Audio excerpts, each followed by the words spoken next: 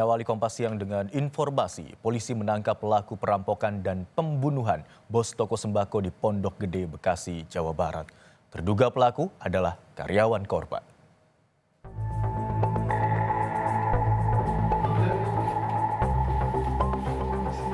Pelaku berinisial AS ditangkap Direktorat Reserse Kriminal Umum Polda Metro Jaya saat sembunyi di hotel kawasan Tangerang Selatan, Banten, Minggu kemarin.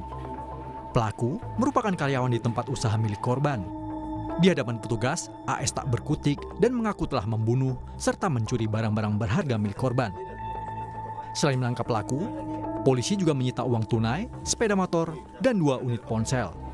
Atas perbuatannya, pelaku terancam hukuman maksimal 15 tahun penjara. Yang dilakukan oleh karyawannya sendiri. Pelaku berinisial AS kami amankan saat bersembunyi di sebuah penginapan atau hotel di kawasan Serpong, Tangerang Selatan, Banten. Saat diinterogasi di lokasi penangkapan, pelaku pun pasrah dan mengakui telah melakukan aksi kejahatannya.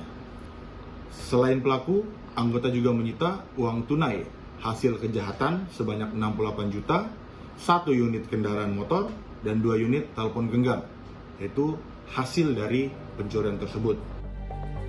Motif pelaku masih dalam penyelidikan kepolisian.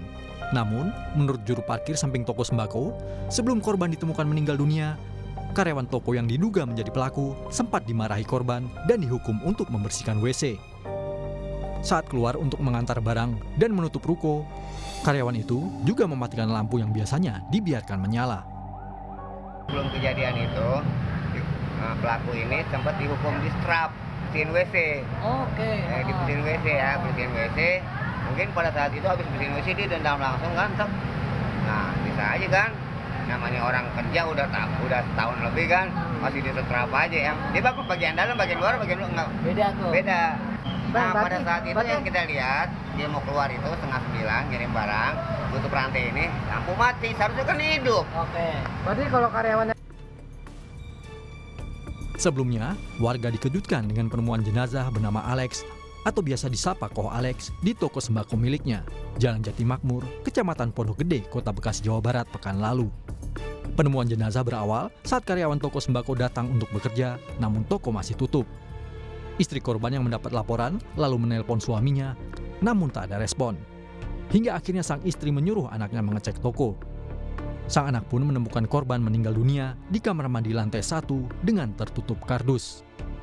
Anak korban ya ingin menghubungi korban, kami belum ada jawaban. Terus kemudian anak korban mendatangi TKP atau ruko tersebut. Kemudian ditemukan minta tolong karena posisi rolling door masih tutup, minta tolong untuk dibuka rolling door. Kemudian melihat dari situasi mungkin agak sedikit berantakan, terus kemudian anak korban melihat ke kamar mandi seperti itu.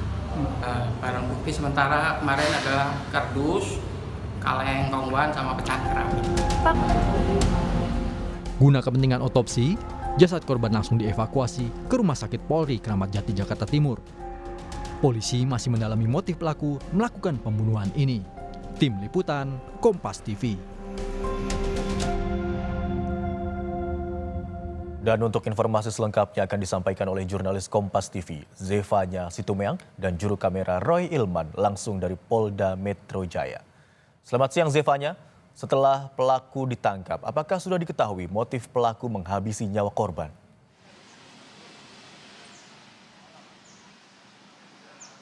Ya, Imron dan juga saudara, untuk mengetahui apakah ada motif di balik dilakukannya tindak kekerasan dari pelaku terhadap korban, ini tentu kita harus menunggu pernyataan resmi dari Polda Metro Jaya, karena memang nanti siang rencananya dari Polda Metro Jaya ini akan merilis secara resmi terkait dengan penangkapan pelaku dari tewasnya korban bos sembako di kawasan Pondok Gede, Bekasi.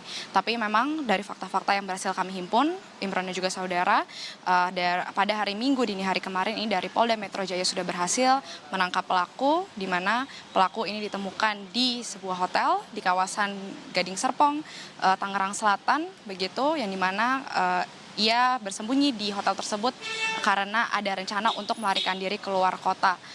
Dan dari fakta-fakta yang juga kami temukan, informasi yang kami himpun, sebelum ditemukan tewasnya korban di tangan pelaku ini memang ditemukan adanya tindak kekerasan juga perampokan di ruko milik korban. Terbukti dari anak korban ini yang menemukan ayahnya begitu yang ditemukan tewas di dalam ruko.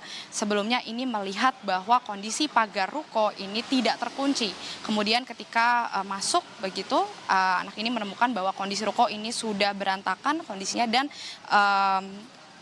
terlihat korban ini ditemukan di depan kamar mandi ini sudah tewas tergeletak yang juga ini ditutup menggunakan kardus air mineral. Kemudian juga pada saat penangkapan kemarin di sebuah hotel ini polisi juga berhasil menyita sejumlah barang bukti di mana diantaranya ada uang tunai sebanyak 68 juta rupiah, kemudian juga ada 1 unit kendaraan motor yang disita dan juga ada 2 unit telepon genggam. Tentu kita akan menunggu Imron dan juga saudara apa yang sebenarnya menjadi motif, tapi kalau misalnya kita melihat dari kesaksian para warga sekitar ruko, kalau dari tim liputan Kompas TV begitu yang sudah sempat menuju ke tempat kejadian perkara, kami lihat memang kesaksian dari para warga ini mengenal sosok korban, di mana korban ini dinilai adalah sosok yang baik, suka menolong dan juga dekat begitu ya, akrab dengan sesama tetangganya. Tapi kita tentu akan menunggu bagaimana hasil rilis pernyataan resmi dari Polda Metro Jaya nanti siang terkait dengan apa yang sebenarnya menjadi motif dari pelaku melakukan hal tersebut. Imron. Baik, saat ini pelaku telah ditangkap dan jika dilihat dari kondisi korban atau jenazah korban saat ditemukan diduga terjadi tindak kekerasan. Lalu apakah sudah ada hasil dari otopsi terhadap jenazah korban, Zevanya?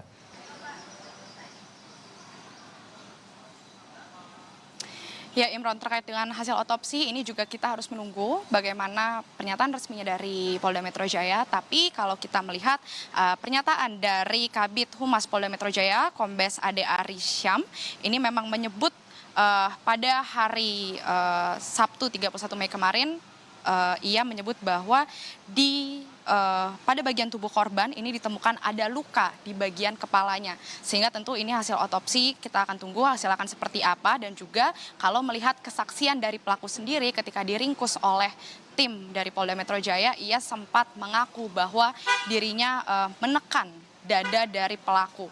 Tentu kita akan melihat bagaimana nanti hasilnya dari kesaksian yang sudah kita dengar tadi, apakah ini memang nanti terbukti dari hasil otopsi yang saat ini tentunya masih akan kita tunggu hasilnya. Imron.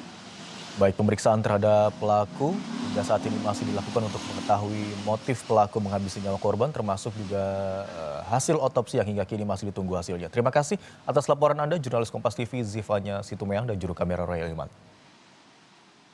Informasi selanjutnya